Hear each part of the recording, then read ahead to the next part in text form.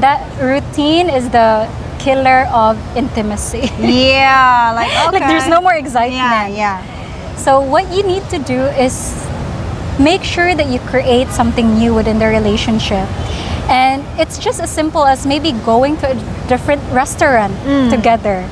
Or maybe trying out reading a book together. Like add something different. Spice it up. Exactly. Spice it up. Different position in bed. Oh, that's the most exciting. Yes, and if you always do it in the bedroom, change it up. Yeah. Do it in the bedroom. Kitchen. Shower together. Wow, kitchen. Yeah.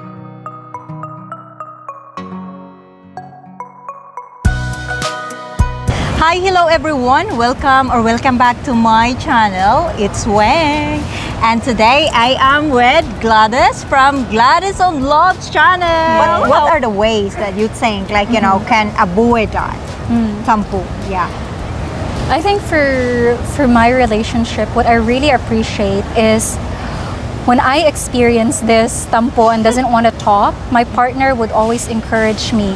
And even though I already speak up in an angry way, because that's my way of expressing myself is To be angry. express it in an angry tone. Because I'm trying. If I don't get angry, I will just suck it all in. And the first time that it happened, my partner was like, wow, I'm glad that you now express yourself. Thank you for expressing yourself. And I think for me that was like the key, because I feel heard. I feel that my emotions are valid, that I'm not being judged. Yeah. Then it made me feel like, oh, so it's safe to actually express. For a relationship, it really takes two people to work it out. If you want a relationship that's blooming, that's flourishing, you need to acknowledge each other's challenges. Yes. And be a team. Yeah, As a, I agree with that. Team Yes. player. You see your partner having a challenge expressing herself, like build her up, like hold a safe space. And for you as the partner who's having a challenge in expressing, also do your best to work on improving it. Yeah, work on it. Yeah. It's not just you want your partner to adjust and understand you all the time. It's important, but you also got to step up and learn. Exactly. Learn. Learn. What are the traits that you think you have it yourself that are very attractive? I think a lot of foreign guys get attracted to Filipina because we have this innate characteristic of being submissive. Yeah. And you know, when you're submissive, it means that you're able to let go of your control and surrender fully to your partner. And I think that's so beautiful because it means that you trust your partner. And it makes them, it puts them in the position where they feel like, oh, I'm the leader. It evokes their masculinity. And it felt good, especially in a intimate setting. When you as a Filipina, when you as a woman allowed yourself to surrender to your man and let go and let your man lead, it's so nice. What do you mean? I thought it's more interesting when you know what to do as well. No, and I would say I'm a switch. I switch. I can be submissive, I can be dominant. But it's a natural for us women. I think a lot of Filipinos, it's natural for us to be submissive, to actually let our guys lead. Not just lead in the bedroom, but even lead our life, something like that. And there's a lot of negative definition as well. We are being judged like, oh, passive, Filipinos are passive. They're just too submissive. They just say yes, yes, yes. That's not the kind of submissive. That's not what we That's are. the negative side. But again, it's just, for me, it's attractive. And I can tell that it's attractive for men when they know that their woman is confident and trust them. Yes. That, you know, they can let go and surrender to their partner. I agree with that. So, what are the other traits about Gladys? For me, I think something, I have a certain value that I really hold on to myself. Like, few values I have are vulnerability. I realized before, crying for me is a sign of weakness. And I really try to not cry and to pretend that I'm strong. I got this all figured out. But then I realized, you know what? It's so tiring to put on a mask, to pretend like I'm a strong, independent woman. I don't need no man. I realized, like, you know what? I need a partner. And it's so nice to have someone that could just hold you, that you can lean on. Got your back. That got your back. And it actually takes a lot of courage to admit to yourself that you're tired, that you're hurt, that you feel sad. So now I'm in this place of like, you know what, I just want to be authentic and true and be vulnerable. And it goes with honesty, integrity, it all goes down in the vulnerability side. And other than that, I also value personal growth, continuous learning. Because I wouldn't say that I have it all figured out. The more I know, the more I realize I don't know.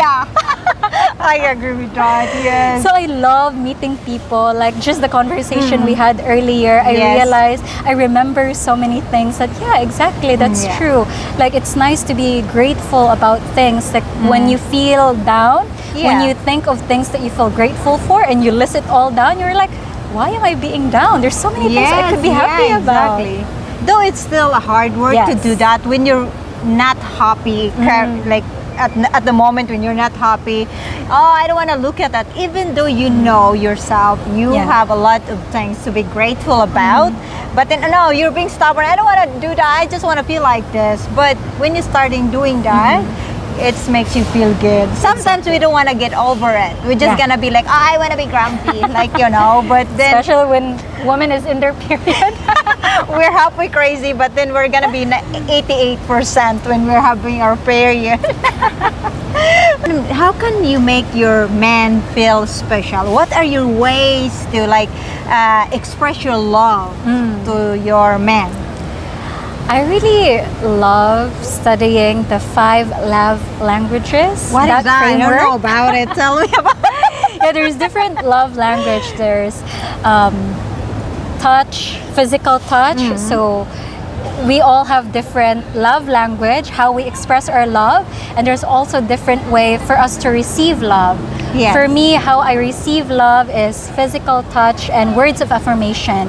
When my partner tells me like, oh, I'm so proud of you, or you're beautiful, I love you, it really hyped me up. Oh, wow. And I need to hear those words. Like if I met someone and they don't say anything, even though they're really being so nice and genuine with me, I wouldn't assume that they like me until they say it. So that's my love language. Now for my partner, I realize that's why it's nice to ask this question and to also pay attention. Like, let me ask you this. When do you feel the most love? Is it when someone like touches you? Is it when someone tells you they love you? Is it when someone do something like let's say act of service? They serve you, they cook something for you. Or is it when they spend time with you, they listen and attentively look at you, put down their phones and just put their focus on you? I like that. I like when I feeling like, for example, I'm feeling down. I don't want to be feel ignored. I like my man to be like, okay, what's up, what's going on, like, you know, he's willing to listen and spend time with me. And of course I like physical touch. That's really important, like, you know, that's one of the things that makes me feel valued and make me feel loved, when they actually listen, you know, not judging me as what you'd like, right? And just, you know, kiss me in my forehead and make me feel like, you're very beautiful. I think all of the mention of the things you mentioned is like what we like as a woman. All of it is really important to have in a relationship. And I'm just noticing, before I always think like, oh, quality time is really very important to me. But then I realized like we don't necessarily have to be together all the time, because I do a lot of things on my own. I love my alone time. But when we're together, like I like when I receive a message from my partner like, hey, I miss you. Hey, let's connect later. Like, it makes me feel, kilig. It's thinking about you. Then like, exactly. you don't receive any, and then you know you have to wait. You know, so yeah. And even though you're in a relationship, what do you think? What are your ways to maintain that beautiful, peaceful relationship? I think, when you're dating, there's always this excitement because you're still getting to know each other. Everything is new. And it creates a lot of novelty of getting to know each other. Now, when you're together, especially if you've been together for a long time, the routine kicks in. And that routine is the killer of intimacy. Like there's no more excitement. So what you need to do is make sure that you create something new within the relationship. And it's just as simple as maybe going to a different restaurant together, or maybe trying out reading a book together. Like, add something different. Spice it up. Exactly. Spice it up. Different position in bed. That's the most exciting. Yes, and if you always do it in the bedroom, change it up. Do it in the bedroom. Kitchen. Shower together. Wow, kitchen.